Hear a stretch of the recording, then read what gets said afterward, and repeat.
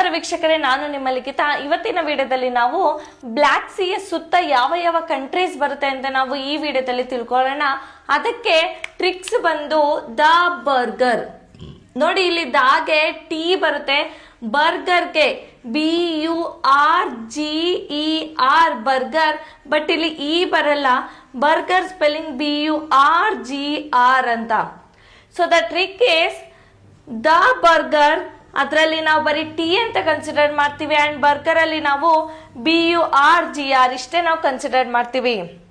So ಅದರಲ್ಲಿ black C ಸುತ್ತ ಯಾವ ಯಾವ ಕಂಟ್ರೀಸ್ ಮೇಜರ್ಲಿ ಬರುತ್ತೆ ಅಂತ ನೋಡೋದಾದ್ರೆ ಟೋಟಲಿ 6 ಮೇಜರ್ ಕಂಟ್ರೀಸ್ ಬರುತ್ತೆ.